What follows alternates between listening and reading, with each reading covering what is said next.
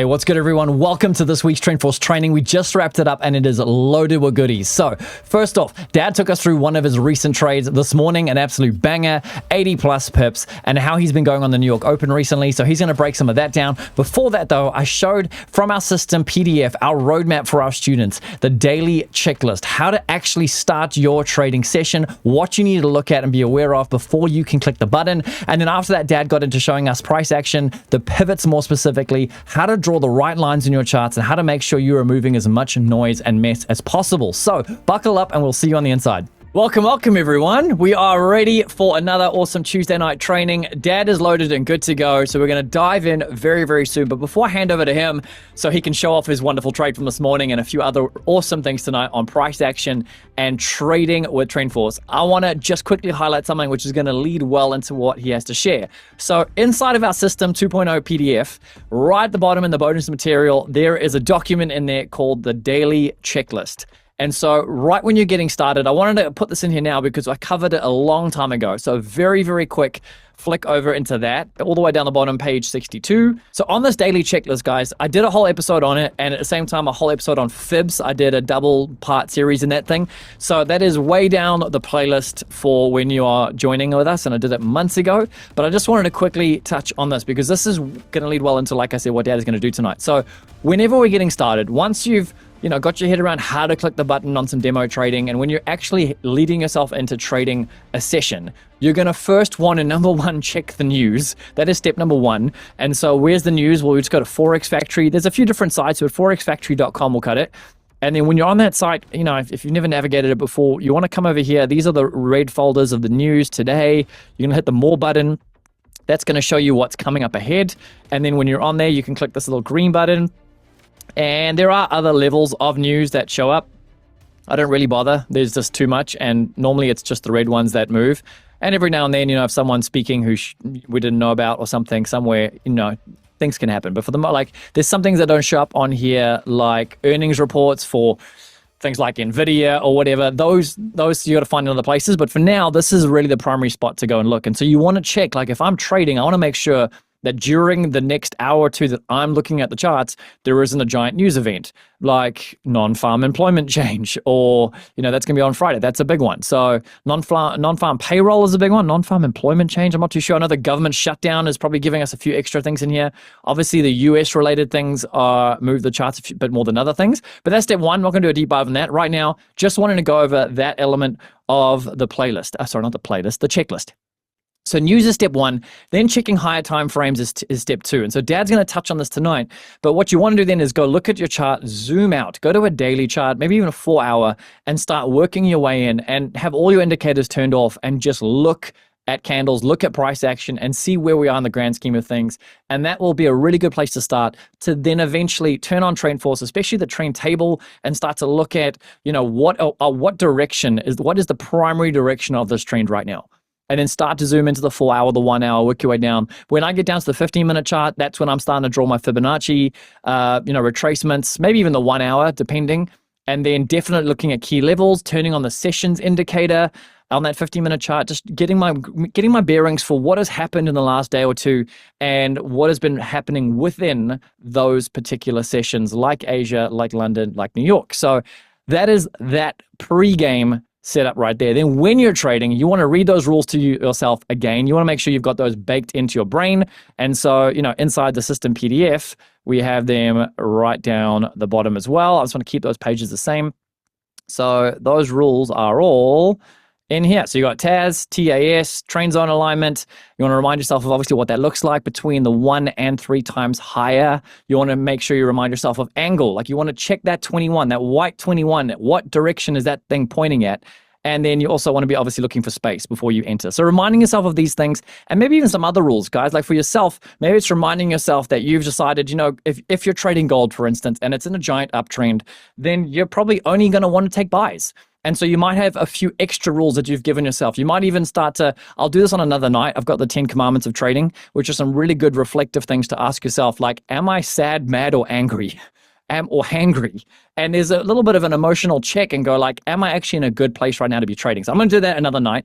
Going to move through this quickly. So once you've reread the rules to yourself, get in there and start trading. And then after that, and especially with gold there, I've got that little note to say checking the DXY. What is the US dollar doing? Because that also has an impact on things like gold and other charts as well. And obviously post-gain reviewing a trade. So I just wanted to reference this checklist because it is only covered far later in the playlist of videos, and it is a big deal. So remind yourself of that, page 62 in the notes right there. So that's enough of that. I'm going to unshare my screen and get us back to where we are. Martin over in the Netherlands, what is the DXY? So the DXY is the US dollar versus everything. So it's also called the Dixie, sometimes DXY. It's a chart that shows basically just the US dollar strength versus everything else. So really powerful to have as one of your charts. I check that all the time. I have a separate tab open just specially for that, because often if you look at historical price action, you'll also see at certain times of day the ups and the downs and what correlates maybe with it or against it. So definitely powerful to check out if you are trading gold. So that's honestly, guys, all I wanted to share tonight. Just a little bit of that. I know this morning, Dad took an awesome trade. He has been getting up and trading in New York Open for a couple of weeks and getting himself used to that. This morning, I love it. He put in the chat, slept in, still got up at 5 and took a banger of a trade. So I'll let him summarize that and then flow into tonight's training on price action with our pivots, which is going to be really exciting. So, Dad, I'm going to find you and add you. There, great stuff. Going to give you rights to share and all that. Yep. Otherwise, excited for tonight. Cool. Well, I might as well share my screen straight away. Ready to rumble. So good evening, welcome. Nice to see so many people joining us tonight. And training is good. You know, when I first learned to trade, obviously I wanted to get as much training as I could. And so you're investing this hour you give up every Tuesday. It's a really good investment in becoming a profitable trader. So, I mean, it's funny, the move I took this morning, it seemed big at the time, but compared to how it fell off a cliff afterwards, that was amazing. So I'll just quickly go through. It's a nice trade. I mean, they say every 2 weeks, the trade of a lifetime comes. It wasn't quite the trade of a lifetime, but it was still good. 87 pips. Maybe I'll put on the replay function and see if I can kind of get to almost where I took the trade. So sometimes it misbehaves. So when I woke up, made myself coffee, when I first looked at this is what I saw. So I looked at the charts. I was thinking, what's price? They had the 1 and the 8 on at the same time on each side. And I was kind of looking at thinking, what's going to happen? It's kind of made a low here. This was the open low, the support line of the M15. And then it's kind of made a double bottom. And then I was thinking, well, what's it going to do? It's going to test this a third time. Maybe it's going to move up. So I was actually sipping my coffee at the time, thinking, yeah, well, I'm just going to watch and wait. You know, it's just only literally been on the chart for a few minutes, sipping my coffee, and then let me just press play. And then within a split second, boom, this happened. So while I was sipping my coffee, suddenly, boom, we had this breakout. Now, I couldn't see you can see, I don't know if it's so clear on the Zoom here, but here is the 15-minute range. This is the support line, but it was under this support line. This originally was a green box, as you know, it was a support zone. And so I couldn't see it, neither could I see the big round number that was there. Maybe I was still waking up. So while I was watching, as I said, it was all green. I thought maybe it's going to, move up and come down again. But as this broke through, I mean, that's why I'm glad in the coding. I haven't seen anyone else do this, that support zones change color when it becomes resistance zones. So price broke through. I saw the lightning bolts, and I saw the explosion to show we had broken the low.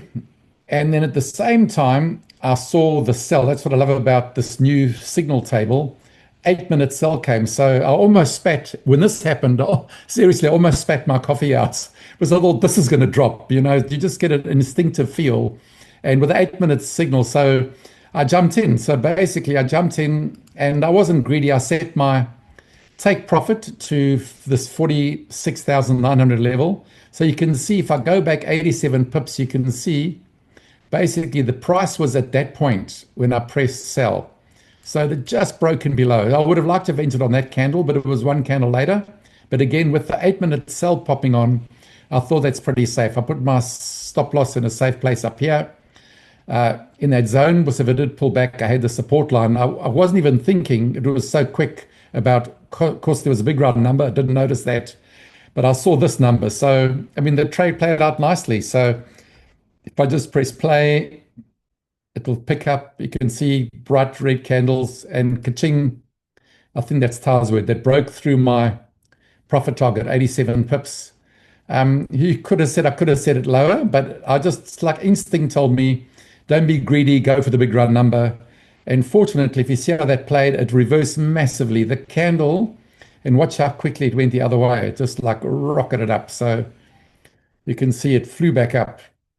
So basically, there was a good exit point because the candle that I exited on that hit the target was the low of that move. Anyway, so it was nice getting those 87 pips. I want to just remind us again, if we just turn off the replay, that, I mean, there was this huge, where we go? So there was this huge move down. So, I mean, this moved hundreds of pips. Was it 500 pips? You could, again, if you're unsure about entering, we just missed the signal because price didn't close below the 3 times higher zone by a hair's breadth. Literally, a hair's breadth stopped the signal. But you could have waited for this signal here. And from, again, that explosion means you've broken below the 15-minute support range level. I mean, it went all the way down 560 pips. Now, I was a faithful Christian reading my Bible. Once I got those pips, I got into time of prayer, so I didn't see that. So there were some pips there. But remember, I just wanted to remind you about the histogram table. So once it turns a color, especially on the 3-minute, you can stay in the trade. So if, for example, you took the signal here, the 15-minute break, and if we look at the trend at the histogram in the MACD, it only changed to green at what time was that? At 9:45. So you could have taken, if you waited to exit on the green bar of the histogram, there was still 422 pips there. So that is the reason why, I mean, I put this. This is a very unique MACD. There's no one in the world who's got a MACD like this. I especially programmed the histogram to help us stay in the trade longer. So just be remembering that. All right, so we're going to jump into some good old training tonight, and I'll turn off the MACD for now. And I'm just on my 1-minute chart, and I'm going to just blow this chart up. So there was a request from Mark, but it's good to just look at price action, because not everyone, I often talk about this when we are doing our live analysis. Not everyone may listen or get a chance to look at the CD, but basically how to set up a higher time frame chart. That's a real key. Actually, I just mentioned to you, I said I would give some feedback about the open. So I traded the open for 2 weeks. It was an experiment. I wanted to see what it would be like sleep-wise. I also wanted to see if I just traded for 45 minutes a day, could I make enough to live off? And so it was great fun. So I didn't stay in every trade long. Sometimes I hit 30 pips, closed the trade, went back to sleep. I wanted to test my sleep patterns. Because I wanted to test myself that if I lost every other source of income, could I just trade, just survive on trading and just doing the open and just in a 45-minute window? So I did that for 2 weeks. I got up at 3:15, traded till 4, and very often within a minute or two, I had more than 30 pips. So I ended up taking, I'll give you my numbers here. I did 15 trades, which I won 12 and lost 3. So there was an 80% win rate. And I made around about 350 pips over those 10 days trading, which was, for me, that's a lot of pips. And so also I've grown my account by 14%. So I had a good season of trading, grown my account by 14% over the last 2 weeks. So it worked well. I mean, I could have let some of the trades run for longer, but it was just to test myself, get used to the open. Maybe I should actually do a whole trading night on how to trade the open. It's a completely different kettle of fish, because obviously price moves very quickly. I mean, often, if I'm trading in normal zones, I'm moving my stop loss, with Heiken-Ashi, I'm, often just using the close, waiting for a white candle, and then trailing the top of a bearish candle, the bottom of a bullish candle. But sometimes in the big candle, literally, I was moving my stop loss up 10 pips at a time just on the same candle. So anyway, it was a lot of fun. So I made a lot of bucks, and I know I've got that in my pocket. I will just take a break this week probably and get back to 5 a.m. It's worked well for me this morning. So that was just some feedback. Worked out really well, and there's a lot of volume there. So I think maybe you should do a whole training on it sometime. So actually, let's look at this. When was this? This was a sell signal. Let's have a look. What time was this today? This was 4:30 today. Look at this one. Sell signal. That dropped like a bomb. Look at that. All the way. That dropped 232 pips. So even on a 1 minute, look here, the histogram on the signal is red. If you I haven't tested this out. If you stayed in, it was quite a big pullback, but still, if you stayed for that big, for the first bright green bar on the histogram, there was still 172 pips there. So great trade. All right, so I'm going to turn off the indicator and just go through how I draw up. And let's turn off I've got a few things tonight. How I draw up a high time frame chart. So I would never trade or take any trades without looking at the bigger picture.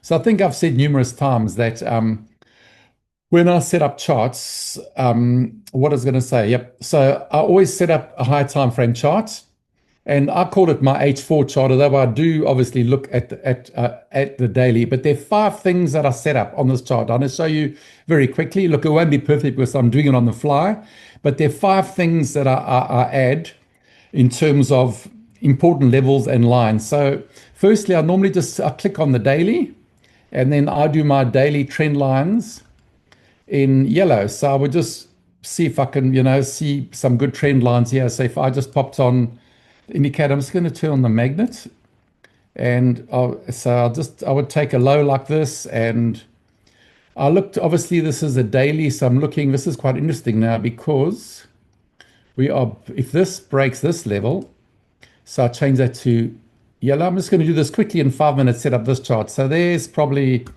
can we join it to this one?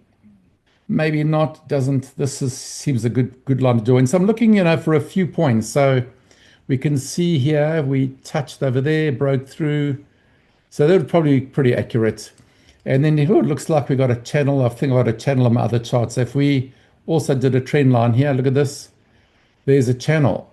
So if price, just doing some forecasting, just looking here, if price looks like it's testing this channel, if that drops, that could be quite, this move could continue. So firstly, I draw the trend lines. Then I look for a good fib, a good place to draw a fib. So I look for a lot of straight. I look for obviously a good run and then a pullback. So I think we could probably do a daily fib from that point there up to there. Then my daily fib I make, it doesn't appear often on the charts. I'll make that 3 lines thick. So we can see now if price, just looking at the daily, if price breaks this trend line, I mean, we can go all the way down to the 6-1. There's a lot of clear space. There's good fall even tonight, 321 pips. As I say, don't press sell yet, but that's how I look at the daily. So I've got some trend lines, and then I've got my daily fib. Then I change it to a 4-hour, and then I also look to see if I can draw a fib. Now I call this is like a fib extension, which I'm going from low to high. So over here now we've seen prices now pulling back. So I'm going to do my kind of fib retracement. I'll go from the high there to the first pullback, and then I'll change this back to 1 thickness. So there I've got a fib in. So that's going to immediately give us some levels. And then I also, now it's funny, there are not a lot of trend lines we can draw here with this right now. So we can draw from there. We've already broken that one, so that one's irrelevant. Let's see if we can come lower. Maybe we can go from here. Yep, there we go, look at that. So this is a 4-hour trend line, and I do those in white. So when they come on the charts, we can see we had some key levels here. So the 4-hour is showing we're breaking this daily trend line. So if we break this level here, so this originally would have been a resistance trend line. Now it's serving support. Then, price could continue to fall. So these are the key levels I would be looking at. So this is a trend line we'd like to keep an eye on. Then the other thing I do is I draw in key levels. So every time on a 4-hour chart, every line of at the top or bottom of every move, I'll draw a line, and that's how I get my key level. So I'll draw, there's a key level there. What happened to oops, let's draw that again. So there's a key level, and then I just click clone. So it's very easy. There's another high. And if I've already got a fib on, I won't draw a line where there's a fib already because I don't want to do anything unnecessary. So what else can we clone here? Let's clone it, looking for another key level. Okay, maybe there was a bit of a pullback, that level. And if there's no fib, so this is very quick. So this is really, really quick. So here there's a key level also up there. I've got a fib line there, so no need to draw. So that's it. So that's really how I draw my charts. Normally there would be a few more trend lines, but I'm just doing it really, really quickly on the fly. Then when I get up in the morning, the first thing I do is I turn on the 4-hour chart. Now I want to confess this morning, I didn't. This was so quick. That trade popped up, but I was confident from the charts I set up on Saturday afternoon for the week that my levels were correct. So obviously it does look really busy, but those are the 5 things I add. So if we went back to a 1-minute chart now, you can see how price action works out. So you can see very often, if you look back, let's just put on a 3-minute. And it's quite interesting to see often, you can see how the key levels play out. So we can see here's a 4-hour 236, also a key level. And this is a daily trend line. We can see how price tested that, moved up. And if we just look back, you can see how price will often get up around the levels. There's the 236. If you look at back, you can see here price came down to a 786. This is a 1-hour fib level, made a double bottom, and also it coincided with a 4-hour 0 level.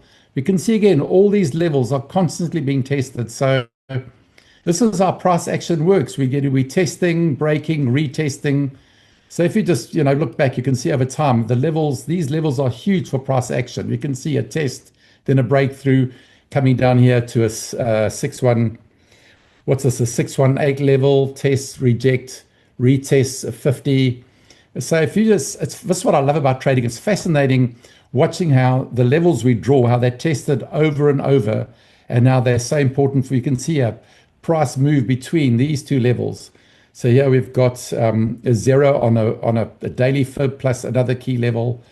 And so that's basically it. So let's have a look further back. Again, constantly testing the levels. Here's range in the afternoon, so not much happening there. But again, I wouldn't trade without these levels on a chart. They are absolutely key to understanding price action. So again, I look at those in the morning. First thing before I trade, let's reset and come back. And that's basically how I trade with those key levels. So always good. I think tight is a good cleanup. Sometimes over the weekend on, Saturday, Sunday, or Monday, I will have a look again. Now I've left out the pivots here, but I'm going to come to those later. I want to spend a bit more time on those. So that's basically how I trade.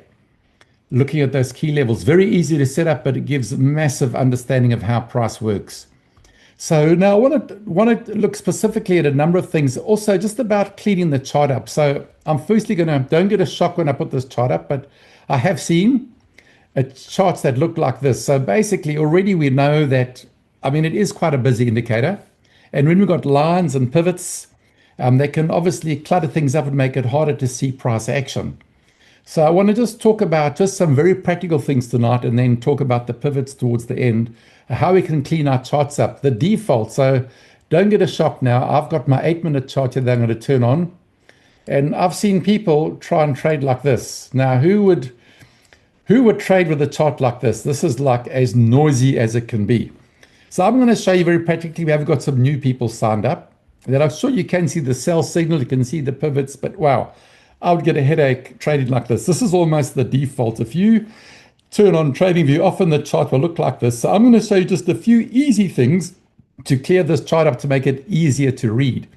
So firstly, if you right click and look at the actual chart settings, you right click, you go down to settings, and then you go down to canvas. All right, there's a few things here. Firstly, I turn the gradient, I turn that to solid for a start. Then the background, I'll make it the darkest black. So can you see the change already? I'll also leave any vertical grid lines. I have none. So can you see already that's made a massive difference to how the chart looks.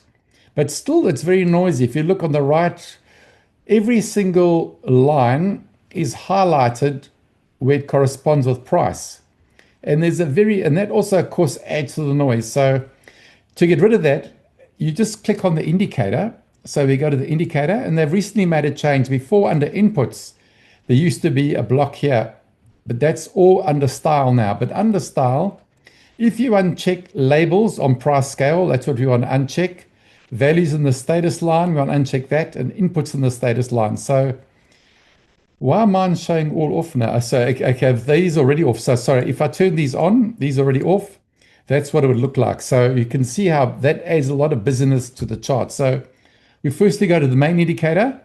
We go to style, and at the bottom, uncheck these last. These are the last three. You uncheck those. And then we also go to our MACD under settings, also go to style, and also uncheck the last three here. And again, look how that tidies the chart up. It looks so much cleaner now. So we can see that already makes the chart much easier to read. Now, the other thing is I've given a lot of thought to the pivots because I find that they are pretty important. And I'm just going to go back to my 1 minute, to my, let's just go back to my 1 minute screen. Yep. So I'll go back to my 1 minute screen. I want to show you how to teach you something on the pivots and how to also have them tidied up. So I'm going to turn on the MACD. So if we turn on the pivots now, we go to the MACD and if we go right down to the bottom under inputs, there's the option all pivots. So if we turn all the pivots on now, we can see, especially when they're bunched up, but they do add a lot of noise to the chart. I mean, price obviously does respect them. That's why they're there. And especially with Heikin-Ashi candles, they're very accurate. Look here. So for example, we'll come back to S3 daily. That's a key level. Just look at the price action around S3. Nothing else can account for that. Perfectly to the millimeter, we see price respecting that level. But obviously, it does add more lines. Now, there are simple ways to get around this. We can, because I've put this in the code to try and get around this, but I've got a better solution tonight. That's under the pivots, where we're looking under inputs. Let's just go all pivots. There's an option to turn off the labels. So you can turn the labels off, and that'll take a few seconds. And so that does take some noise out. Or you can turn the labels on, and then you can also turn the lines off. So there are options that you can choose what to do. Now, I want to show you something else that I've found very helpful. So if I just, I'll just turn everything on for now. So let's go back to pivots, turn the lines on. So this is currently what it'll look like, all the lines, and it can add a lot of noise to the charts, especially if you got, your big round numbers. I think they've got those turned off at the moment just to give clarity for what I'm teaching tonight. But I want to show you how to make a dedicated pivots indicator. All right, so some of you may have figured this out already, but it's really quite simple. So what you do is we look at we go to the MACD where the pivot's indicated, and then you can make a copy. So if you don't know this, if you want to copy and paste an indicator, for example, if you wanted to copy this and paste this on any other indicator, any other instrument or time frame, you go to those three dots there and you click copy. And then all you do is you right click and you press paste wherever you want. I've just pasted it below here for now. So I want to show you a few tricks. So what you can do, so what I'm going to do now is I'm going to turn all the pivots off on the MACD I've been using. And I want to show you how to make a dedicated pivots indicator, then show you a few things. So if you go to settings, you can turn everything off. So turn everything off except the pivots. All right, so you turn everything off. What else we got? Under style, we want to turn off our zones here, MACD. So I'm turning off everything, and I want to also turn off histogram, MACD line, signal line. I'm going to turn everything off here. So I'm turning everything off except for the pivots. So just in case, so all I've got left now, so if I've got the pivots turned off, but can you see now, it looks like I've got a blank chart.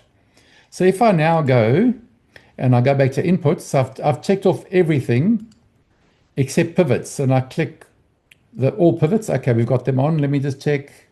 Yep. So now, if I click all pivots, we can see now that I've got a dedicated pivots indicator. So there we go. So what you can do now is that you can move this. So what I do, and I'm going to show you another trick. So you can click this arrow, goes up. Now it's sitting over here. Now it's up. So what we now got, we've got our MACD sitting nicely in the bottom here. And we've got a dedicated pivots indicator in the top here. And so obviously if you have all the lines on, let me turn the big round numbers on quickly. I think I've got them turned off. Big round numbers. You can see now with big round numbers on, you can see there's a lot happening here. I've got all my lines, all my levels, all my pivots. And it can be hard to read a chart when there's a lot of noise. So from time to time, if there's a big gap between pivots, like now price is quite far away from the R3, you can turn them off with one click without going to a MACD. So there it's off, and there it's on again, and that makes it easier to read the chart. If you don't need them, turn them off. But I want to show you something else that I've discovered. Look at this great price action. I can't resist this. Look at this. Okay, it is counter trend, but if we draw, where can we draw a trend line? Maybe from here. We interrupt this for, I've got the counter trend signals off now, but I bet there would have been one close to that candle. Look at this, a double bottom. We love this. Look at this W pattern. You tested this 46,300 twice. You break a trend line, price always moves when you get this W pattern. So we broke it. Now this would have been counter trend, but how many? Up to the 233, 88 pips.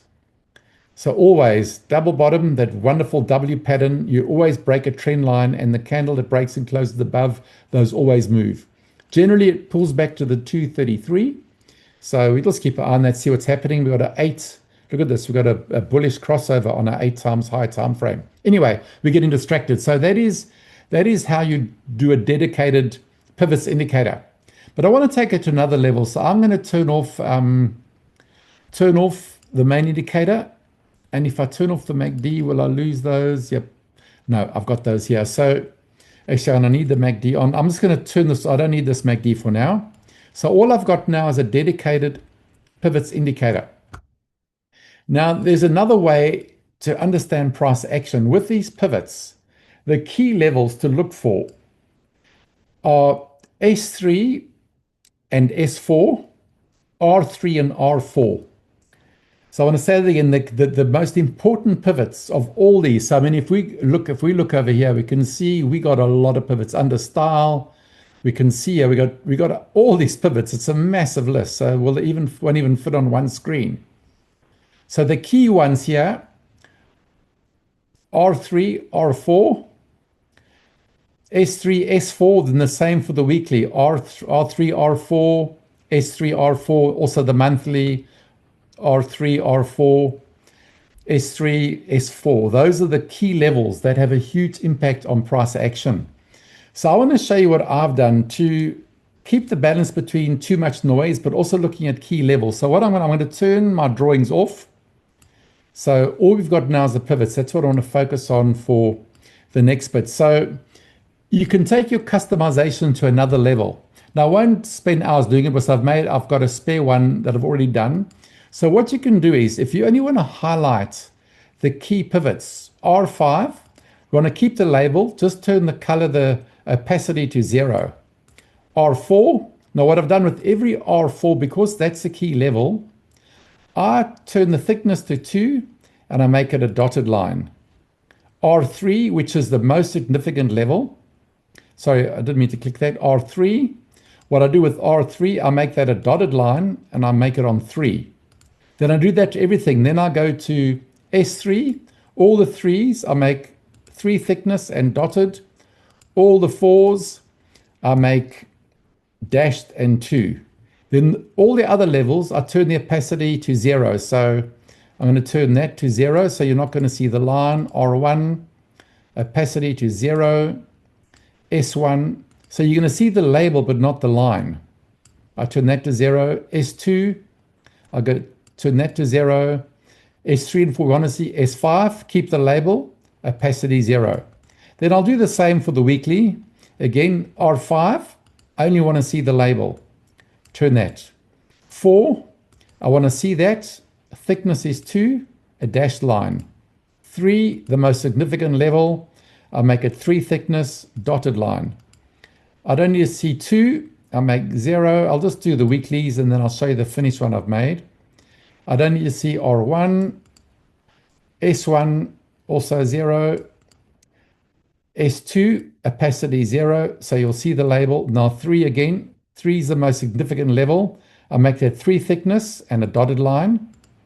S4, another key level, I make that thickness of 2 and a dashed line.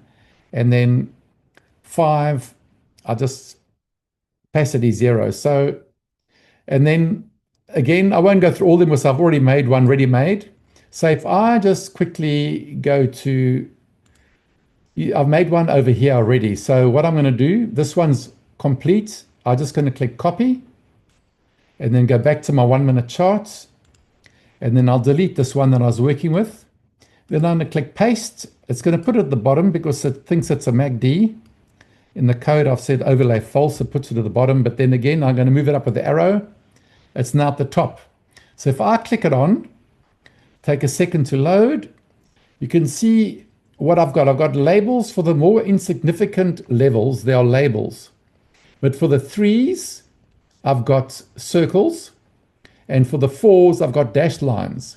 So if we just look at what it looks like, if we go here, remember I've ticked off everything I don't need.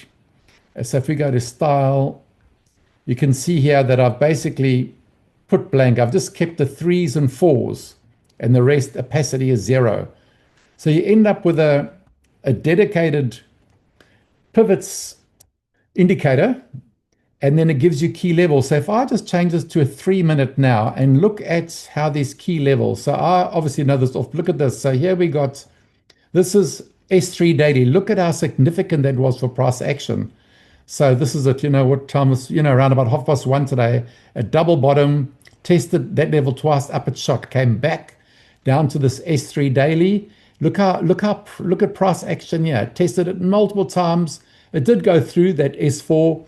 But you'll see if we just go back at price action, look, this is a 3 level, a monthly level, a quarterly level.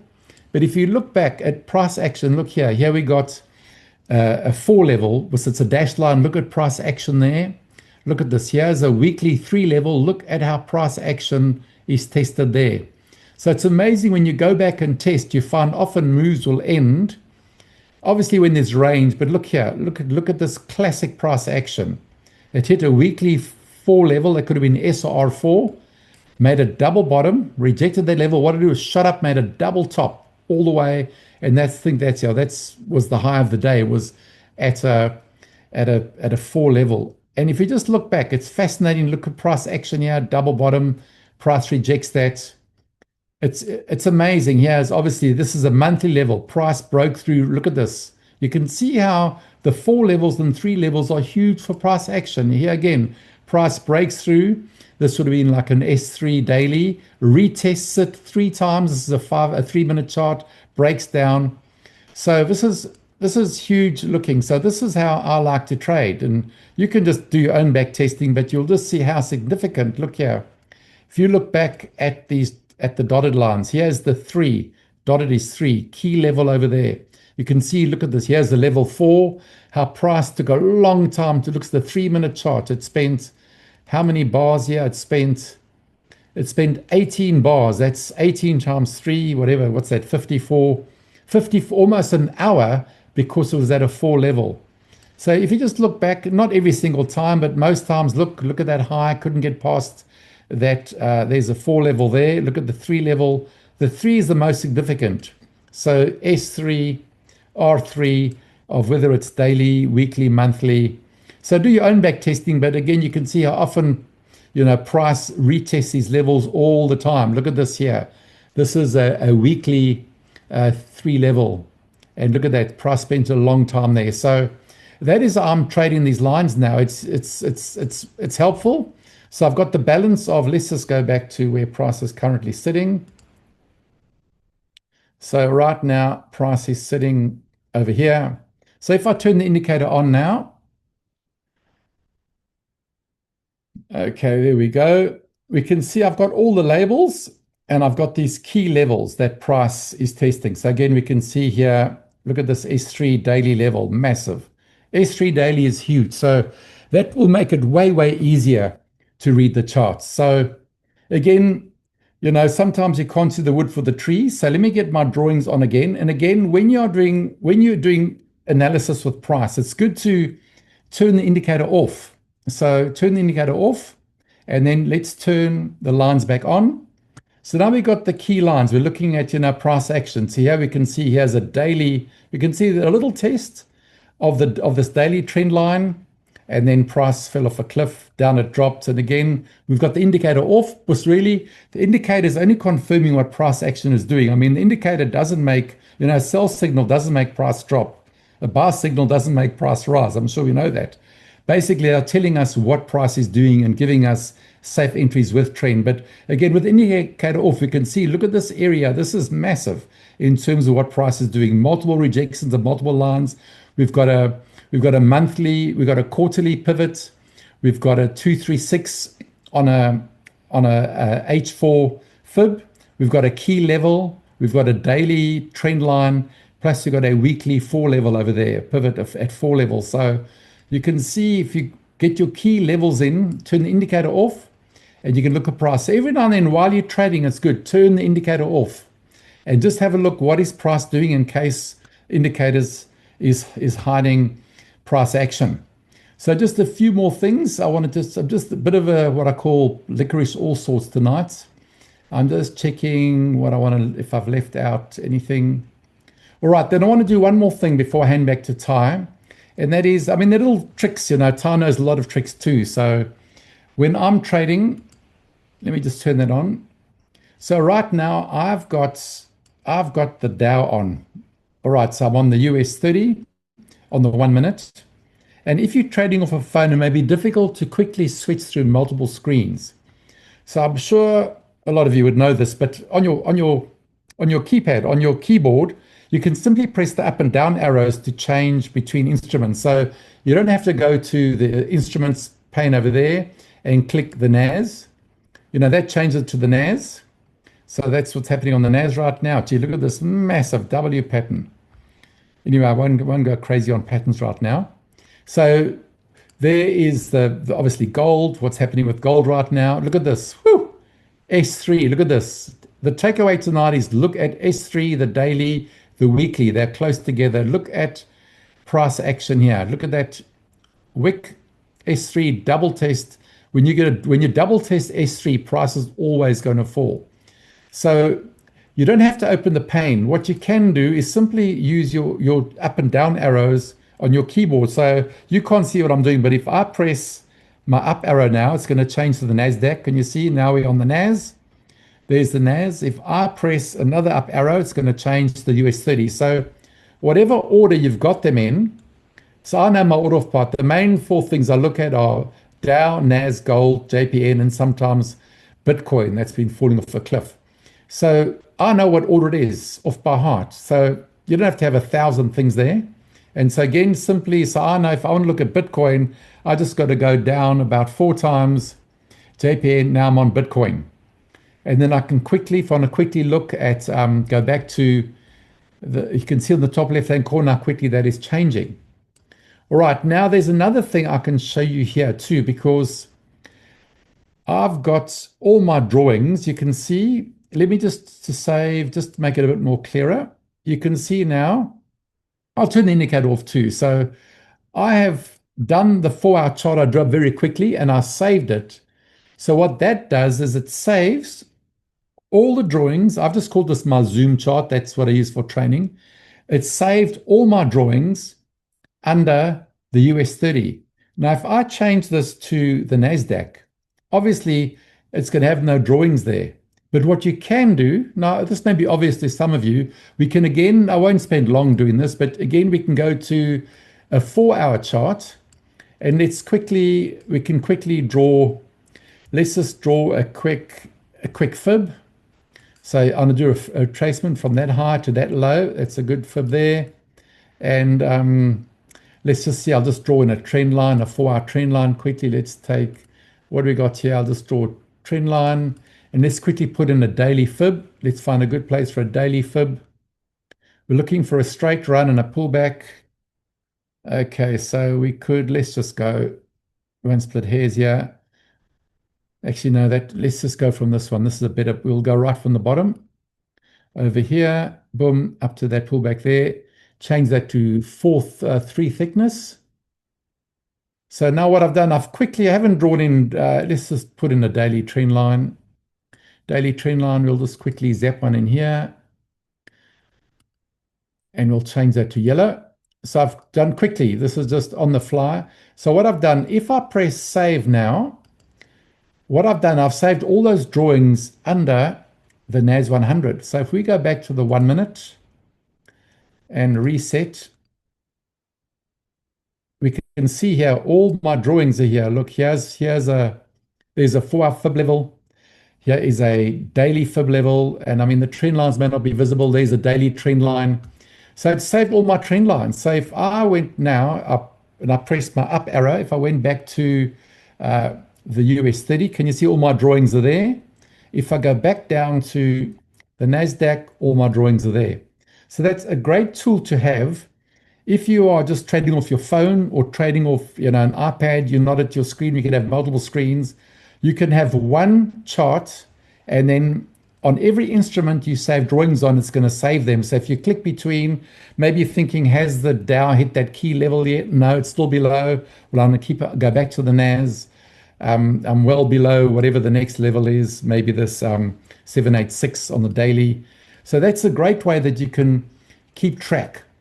And then you can also transfer, the last thing, you can also transfer drawings from one chart to another. So there's something here, I don't know if I use Object Tree from time to time. Object Tree keeps a track of all your drawings. Let's just go back to we'll go back, there were more drawings on the Dow. So if you click on this one, the Object Tree, it tells you all the drawings that you've got in that chart. So it tells you what indicators. Right now we got our main TrendForce. We've got our main TrendForce indicator open. I've deleted the MACD for now. But what you can do, if you want to say transfer these to another chart, you've got to click on each one. You just hold Shift and you just click all. You hold Shift down, click on each one, and then you right click and you click copy. Then let's just say we wanted to let's just go back to, if I wanted to, like the other ways we could have done this. I'm just trying to make this simple. If we change this to the NAS, or if this was another chart, you can just right click and then you click paste, and look, all the drawings appear there. So that's an easy way to copy drawings between charts. I mean, sometimes I'll set up things on one chart.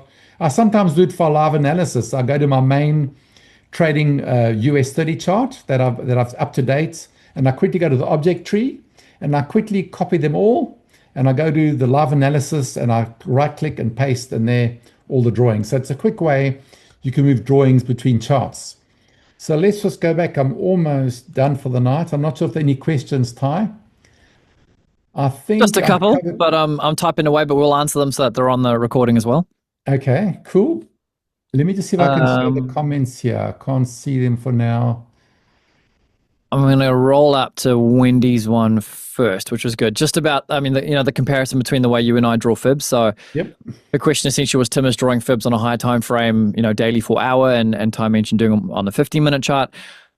And there's two big differences in the way that Dad and I draw fibs, and neither one is right or wrong. It's just a different way to get different levels on your chart. So Dad is drawing from a start to a point in a move where there was a significant pullback, and then generating extension levels from there, which can just give you as many fib lines as you want from that move. So in the system PDF, you're going to find all of our fib levels on page 60 and 61. So you actually could mimic both of ours if you wanted to, and have them set up as you can actually save those settings. So you could save both, and you could have them both in the background and play with them and adjust them and set them up however you want them as well. But it doesn't really matter what time frame you draw them on. It just depends on sort of your eyes and your screen real estate. So because I have a pretty big screen and high resolution, I can draw them on a 1 hour or a 15-minute. It all depends on how much price action you can fit into your screen. But I do like to zoom out and normally draw them on those higher time frames. It just depends on how you're using them. And so the key difference is Dad can pull lines from any significant move and get a lot of extension levels. Mine is, I learned my approach from Curtis Cobain years ago, which is more for, I'd say, investing opportunities. So looking for pullbacks into that 50 to 60% zone and greater retracements into that 786, 886 zone. So drawing on higher timeframes usually and looking for price to pull back, like normal trends pull back 50 to 60%. And then there's strong trends, weak trends. I've got a whole session recording on it that's available in the playlist. But I'm then have my extensions set to more simple levels, like simply a 1.618 extension. So when price breaks a major high or major low, I'm looking for where is that 1.618, that golden ratio extension, and a 256 as well. So I draw those usually on higher time frames.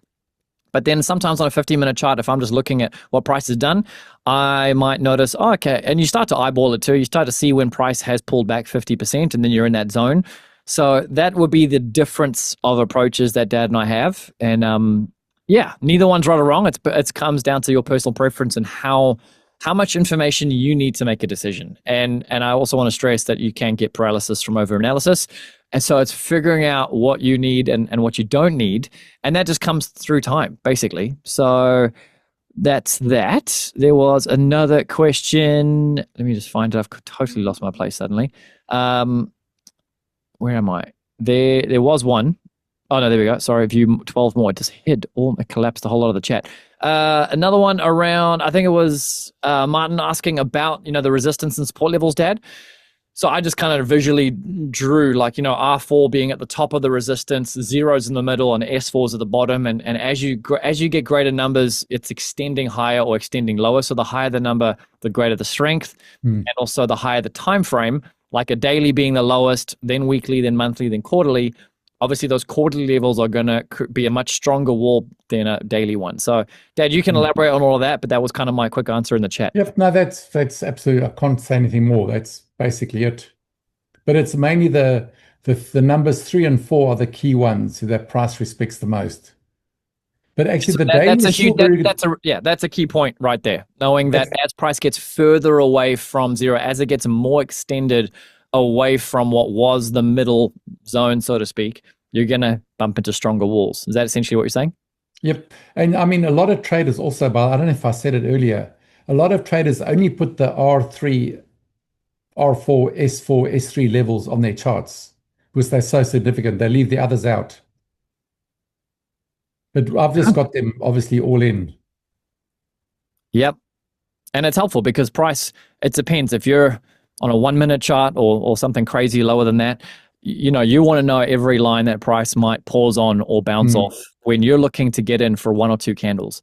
But, different strategies aren't as focused on zooming in as much, but there's a line I never want anyone to forget. The longer you're in the market, the greater the risk. And so the quicker you can get in and out and shut your lid and move on, the less likely you are to give pips back. So that's why Dad has a better win rate than me. He's in the market less than me. I might hold through some pullbacks, but that can sometimes equal round trips. So it all depends on what works for you over time. But the quicker you can get in and out, the safer it is. Anything more on that line or another question? Yep. Okay. Danny's got one for us. General question regarding stop loss and TP ratios. How are they generated? Based on the latest candle that crossed the EMA, for instance, the 1321 question mark, or a group of candles or something else? So in terms of, you can get into the weeds as to where those levels are printed and as to how much detail. The thing I want to reference as well, guys, is that it's a helpful guide to definitely give you something to look at and play with. But you will also, in different market conditions, realize, man, if I just had my stop loss a little higher or a little lower, I wouldn't have gotten knocked out. And then sure enough, it ran to a target. But there might be a better target. Like Dad obviously was targeting a big round number this morning. So it wasn't as you grow in your proficiency with understanding the markets, you won't need those levels. They're helpful, but you won't necessarily need them unless you have got an extremely well-defined, they have worked for me, I'm sticking to them, that's what I'm going with. But you'll learn to see extra things that might tell you to exit earlier. That trade that Dad took, it hit TP2, but it didn't hit TP3. But he saw that big round number and got out. So you'll begin to see all those things and go, right, okay, there's a much higher potential for me to take more wins if I just take TP2s. Or when I see X, Y, Z, I will wait for TP3 and I'll move my stop loss to take profit 1 and lock in gains. And that's more a trade management conversation. But Dad, you can answer that question in as much detail as you want to in terms of the look, I mean, it's very simple. Basically, I mean, the signal is generated on the crossover of the 13 and 21, provided that the MACD is also crossed over. So that's what produces the buy or sell signal. And then it calculates the stop loss first based on the close of the previous candle. And then it then calculates the close of the signal candle. And it calculates the difference and it multiplies it by 1.5, by 2, and by 3 to place the stop loss, the TPs 1, 2, and 3. So it's actually very simple. Which you can edit as well. You Yeah, can you edit can, and change those TP ratios. if you look, if it's one of the first inputs, if you go to inputs, it's 1.5, 2, and 3. So you can change those. So just reiterating, the candle that the signal is printing on, once that candle closes, you already have a stop loss level that's pretty much there in line with the previous candle. And then what's going to adjust those TP levels is the distance between the close of that candle and the stop loss. Does that make sense? Yeah. So sometimes if you look at this candle here, so if prices, it'll happen more on high time, like in the 3-minute. But if there's a lot of movement here, you will see the stop loss is set on the previous candle, that won't move. But the code is calculating the difference between where price is going to close and where the previous candle was. It uses that gap. So if there's a lot of movement, especially like on a 3-minute high, you often see the TPs move a little bit up and down. Sometimes not at all. Because if, for example, the signal candle, the price goes backwards a little bit, then it won't change. But if it does move up and down slightly, then it's going to move. But it's not often. It happens more on the 3-minute or higher. So it's actually quite a simple calculation, but it works really well because I think I've said all our signals are designed in the code to plot with momentum. And so you will see almost hardly ever if you follow the rules, very few signals actually stop you out. They may pull back a bit, but generally the whole code, the whole philosophy of TrendForce is there's trend and momentum, and that generates the signals at the optimum place. I mean, there's a lot of secret sauce also in the signals to keep them safe, but it's actually quite a simple mathematical calculation. That just works. When you're on the correct side of the 3 times higher and 8 times higher and the 233, hence there being thousands of lines of code to eliminate as many false signals as possible. Because if we had them printing every single time the 13 crossed the 21, it becomes just, quite honestly, what everybody else has. And then it becomes more and more and more signals that you've got to look at and go, should I take this or not? We've just, by we, I mean Dad, has worked extremely hard to remove a ton of signals you don't want to take. And that tighter stop loss is there because, like Dad just said, following the rules means you're taking signals when there's usually momentum. And that's why you can get away with a much tighter stop loss when you're taking the right trades. So every other indicator I've looked at, the ones we've done, they have huge stop losses. Almost every signal, their signals may be generated in a similar place. They use different things, but they always use the swing high or the swing low.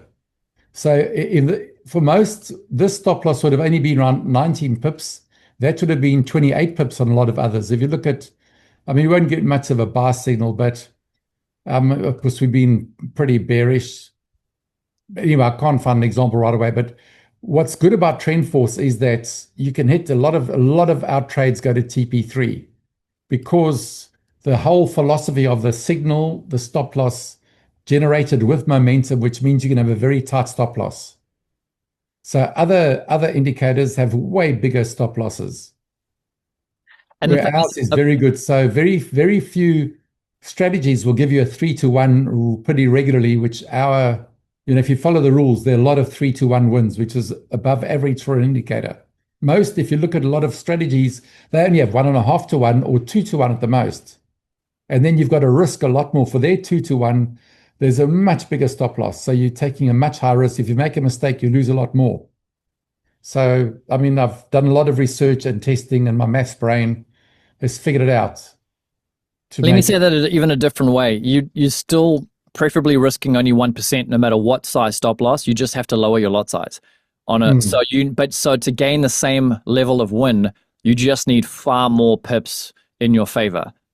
So you need price to move even more to get a 2-to-1 on those other ones. And here's the other thing is that the other element of the secret sauce of TrendForce is that when you're trading with momentum, even if you're taking signals that don't follow the rules well, or for whatever reason you get stopped out, you'd rather get stopped out fast and be wrong fast than be wrong slow. I've never said that before, but you don't want to hang around in trades for ages, kind of hoping, praying that they're going to suddenly roll over or fire up and not come down to your stop. And you'll know when you're in those kinds of trades, and that those are the ones where you're trying to trade. Like I've done this many times. Like you've seen something on a higher time frame, you're trying to get into something earlier and ride that thing from an early point to chug up into a safe zone to then maybe get into a swing. But when you're scalping on quick in and outs, that stop loss shouldn't be hit when there's healthy momentum. So that's the difference. You'd rather be wrong fast, and at the same time be knocked out fast and move along, realize you're wrong, walk away, take a breather, than being hopeful when you're in a losing position and fearful when you're in a winning one, if that makes sense. That's kind of like all the psychology from trading in the zone. So hope that's helpful. Those are the difficult ones to close, but just do it. Vic is so true, man. Getting that, and I saw you commenting in the chat as well recently about that. It's like getting better at just shutting down that losing trade if it's hovering in that drawdown zone and you can see that things are slowly starting to turn the other way. I'll just say it like this way, it's not the way Dad ever trades. Like you don't know, like his trades are usually like minutes. There are a few candles. They're not like some of mine, which might drag out for 30, 40 minutes with some pullbacks. The ones with momentum that he sees are the quick ones. So far more patience on his trigger finger than mine. Like a relationship or a business. There you go. I love it, Tyler. That's it, man. A lot of people they'll hire slow and fire fast the higher up you go in the business world because you're protecting culture. That's a whole nother conversation. But same things apply. You don't want to hover around and sit in something that's what I'm looking for. Something that's proving you wrong. I think, Tom Hogarth talks about that in Best Loser Wins. It's never adding to a losing position, basically, and cutting your losses. Like, it's just seeing what it is and not trying to be hopeful that it's magically going to turn around. Like, trade what you are seeing, not what you're hoping for. Yeah, so much good advice, Lee. Thank you. Appreciate that, Lee, over there. Well, guys, we're already, 5 after 9. Last questions. Last call for the night. Otherwise, to you. Okay. You can I'll unpin you and pin myself, and we're going to remove all of that, and we should be good. I don't see any other questions coming in, so that might be us for this evening. Guys, thank you. Thank you so much for tuning in live. Thank you so much for watching with us here on Zoom and for watching this later. I know we have an international family, and some of you are just in the background scoping YouTube land, but you're always welcome. Hit me up, send me a message. If you have any questions, you want to know what it's like to be on the inside with us, then there's no better time than now, especially with the 18.6-year cycle. When things tank, like things have been in the markets, we can push sell as traders. So learning these skills, it's only the beginning, guys. So with that, thanks so much for joining us tonight, watching us later. Have an amazing week. We'll see you for our live analysis on Thursday morning. We'll drop our link in the chat. And in the meantime, trade safe. We'll see you soon. Good night, everyone.